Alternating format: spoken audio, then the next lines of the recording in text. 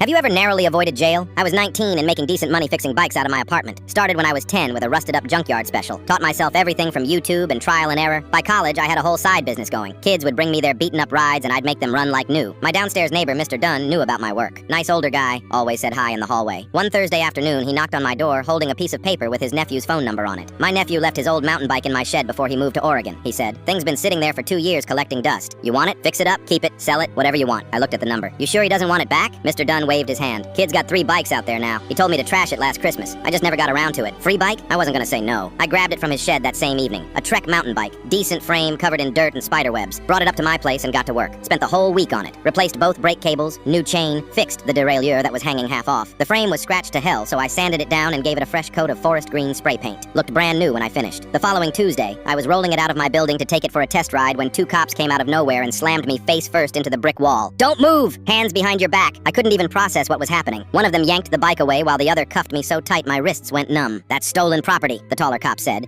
breathing hard like he'd just chased me down. You're under arrest. I kept saying it wasn't stolen, that my neighbor gave it to me, but they weren't listening. They shoved me into the back of the patrol car, and I watched through the window as they loaded my bike into their trunk. At the station, they sat me down in this freezing interrogation room and showed me a police report from 2 years ago. Same bike brand, same model, reported stolen from outside a coffee shop downtown. The serial number matched. I didn't steal anything, I said for the 10th time. Mr. Dunn gave me that bike. He lives right below me. Just call him. They tried. No answer. Tried again an hour later. Still nothing. Turns out Mr. Dunn had left that morning for a fishing trip upstate and didn't tell anyone. No cell service up there. And his nephew in Oregon? They called him too. He said he hadn't talked to his uncle in over a year and had no idea what bike they were talking about. I was screwed. They kept me in holding. Concrete bench, fluorescent lights buzzing, some guy in the corner who wouldn't stop muttering to himself. I didn't sleep. Just sat there replaying everything in my head, wondering how fixing a bike was about to ruin my entire life. The detective came back the next morning and laid out their case. A security camera at the corner store caught me wheeling the bike out of my building 2 days earlier. The paint job was fresh, still tacky under the seat where I'd missed a spot. To them, it looked like I'd stolen it and repainted it to cover my tracks. People like you think you're smart, the detective said, leaning back in his chair, but you always mess up somewhere. I felt sick. This wasn't some misunderstanding they were trying to clear up. They were building a case. 36 hours in, my college advisor, Mr. Brennan, showed up. I'd missed 2 classes and he'd started calling around. When he found out I was in jail, he went full bulldog mode. He brought printouts of a Facebook message thread between me and Mr. Dunn from 3 weeks earlier. Mr. Dunn had written, "You can grab the bike from the shed anytime. Doors unlocked." I'd completely forgotten about those messages. Mr. Brennan also had photos I'd sent to my roommate during the repair. Pictures of the bike halfway torn apart in my kitchen, timestamps and everything. The prosecutor looked at the evidence, looked at me, then looked at the detective. 20 minutes later, they walked me out and said the charges were dropped pending confirmation from Mr. Dunn. Mr. Dunn got back 2 days later, sunburned and confused. He marched down to the police station and told them exactly what happened. They formally dismissed everything, but the damage was done. Word spread fast. Half my customers ghosted me, thinking I was some kind of bike thief who'd gotten lucky. My Instagram page got flooded with comments calling me a scammer. I lost probably 70% of my business in 2 weeks.